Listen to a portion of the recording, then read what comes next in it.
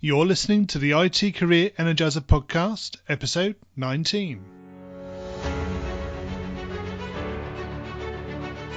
Welcome to the IT Career Energizer podcast.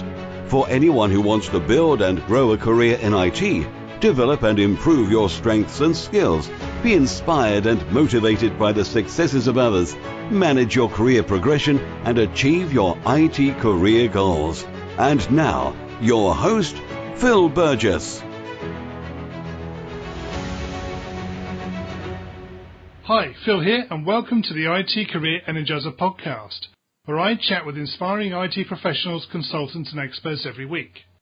To find out more about the podcast, visit itcareerenergizer.com. And now let's chat with today's featured guest, Paul Rayment.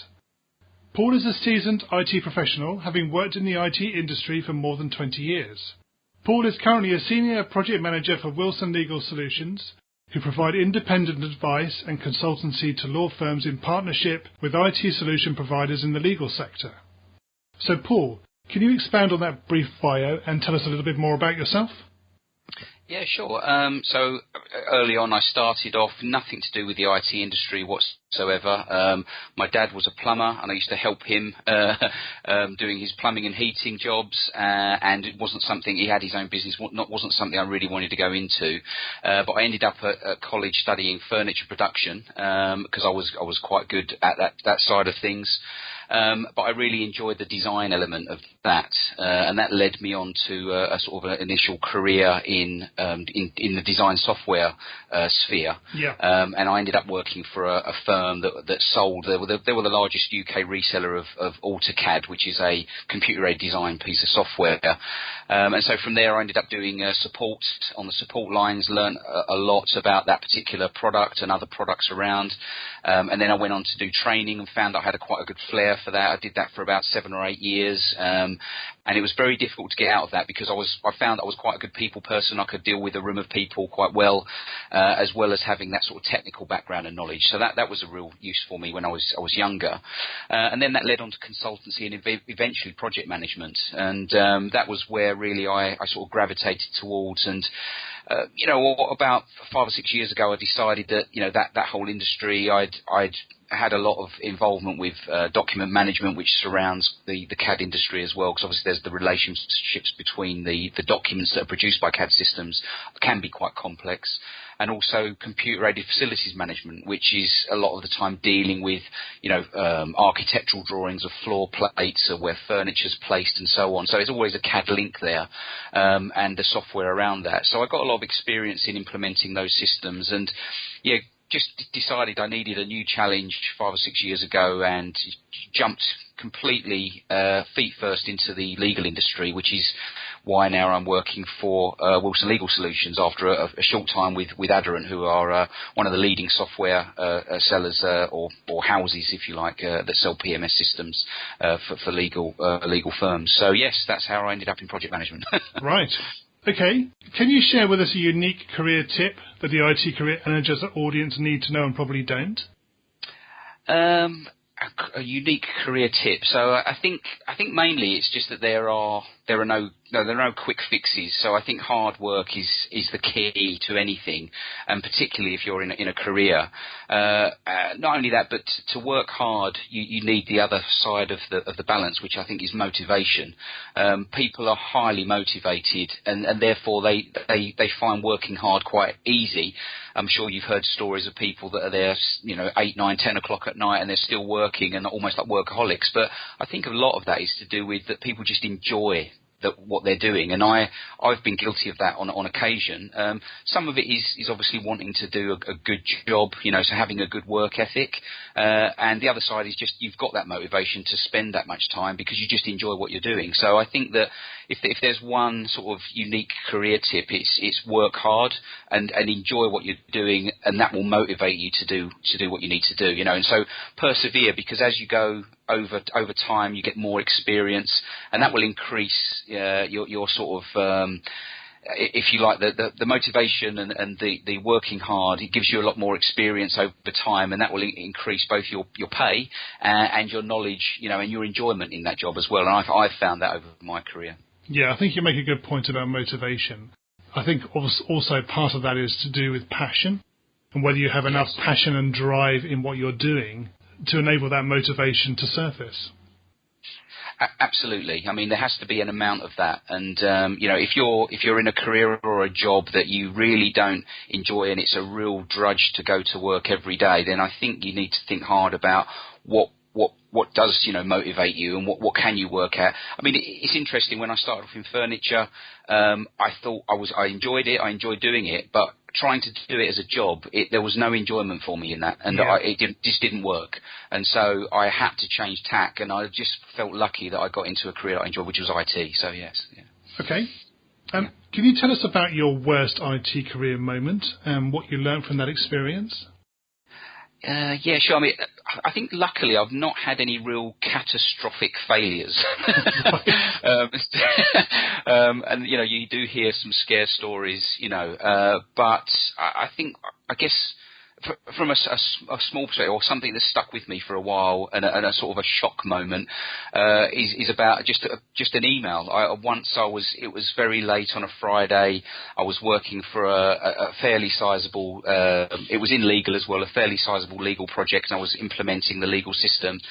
And I sent an email, and I thought I'd sent it to someone in my firm.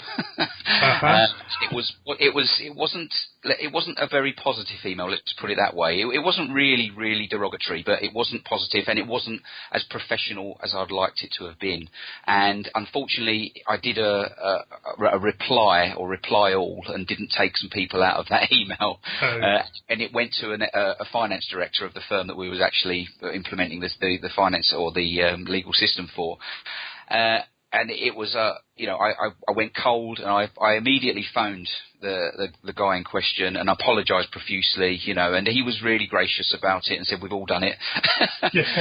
And so I think the lesson learned out of that is just, don't deal in negativity. And now, not just in emails, but overall, if you're always act professionally, if you're going to be sending any emails particularly, or text messages, or even, IMs, just always be professional and don't deal in negativity. I think that's the one lesson I've learned from that, and I've never done it since. I've never been caught out since, on that. And even in conversations with people, even if you think that there's no one listening, it's just not the right way to go, and it's not a professional thing to do. So I think that's a good tip. Yeah.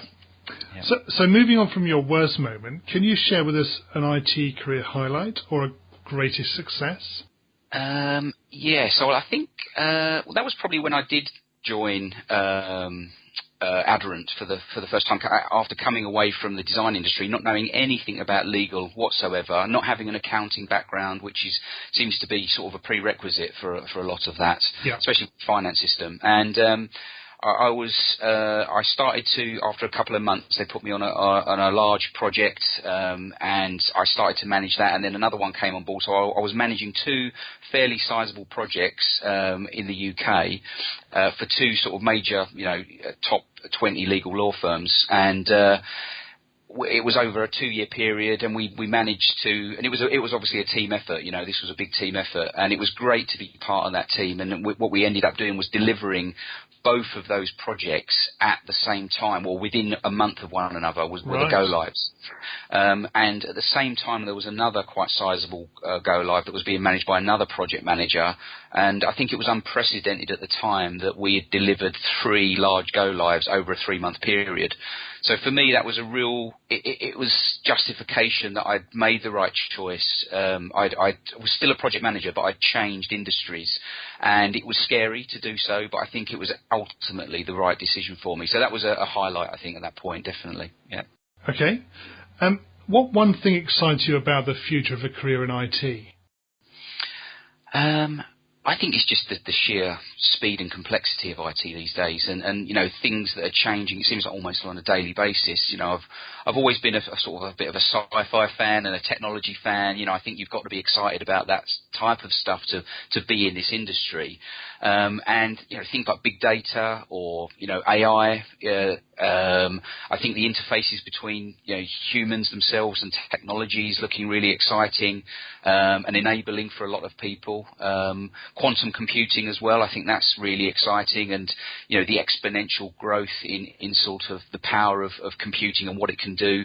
It's obviously very scary at the same time, but that excites me, and I think that there are so many avenues in IT now, from robotics to AI to sort of data mining and all of that area. I just think it's an amazing and a real growth industry, and one of the reasons why I moved into that when I was younger. I think I've been lucky at the age I am to have been born, when IT and computing has really sort of taken off. So, but yes, definitely, it's just the complexity and the speed of things that change and how it can change lives. Yeah. Great. So it's now time for the reveal round. So, Paul, what first attracted you to a career in IT? Well, I guess as I just said, I think that when I was younger, I remember having the first computer I ever got was a thing called a VIC-20. I don't know if you ever remember those. I do, yes. It was the younger brother, if you like, to the BBC Model B. And around that time, you had obviously the Sinclair PCs, and you had like the BBC PCs. And I remember having Commodore PETs at school, and it always really interested me. And having buying one of those and then becoming so readily available for sort of households, it was something I was always interested in as a youngster. So it's interesting that I went via furniture and then back into IT again. But that was really what attracted me to it. I think just getting into computers when I was younger, and the fact that making a career out of it, I knew it was a growth industry, and I just happened to be the right age at the right time. So just the enjoyment of using a computer, really. And I still get that buzz now. I still like switching on my laptop every day and the applications that are in there and using them for some benefit. That's what I enjoy. Yeah. What's the best career advice you've ever received? I don't think there are any real sort of specific gems that I've had. I think it's just a culmination of a lot of lessons learned and watching how other people work, and the good and the bad ways of doing things over the years. But I think really, from my father, who was a self-employed plumber, I think I learned work ethic. That was a key, and I think working hard, as I said previously, I think is very, very important, no matter what you do, not just in IT. But I guess that in terms of career advice, it wasn't explicit like that, but I learned that work ethic from lots of different things, and from watching lots of different people, and knowing that the people that work the hardest and were the highest motivated for the right reasons are the people that always seem to ultimately to get on for the right reasons, and I think that's important. Yeah. Yeah. If you were to begin your IT career again right now, what would you do? Yes. Well, things have changed so much. I think, indeed, yeah. And they change us on a daily basis. But I don't know. I think something like robotics or AI, I'd love to get involved, or to be young enough to be involved in that, and to sort of go on that journey, with that particular avenue in IT. I think that's a really exciting and fascinating subject. And again, as a sci-fi fan, I'd love to understand that at a bit more of a technical level than what you see on the TV or the films. And I've got a little bit of an understanding of it, and do understand the sort of reality of some of that. And it's just such a great part of IT that can really enable and help people in their lives. So I think that it's going to be great over the next 20 or 30 years to see how that progresses. So I think maybe robotics or something. Yeah, I think you're right. I think there's been such a change over the last few years as well. Yes. We've certainly moved in a certain direction towards digital and big data and all these things. Indeed. And I think cyber security is going to be a big thing over the next couple of years, and given what we've seen this year alone.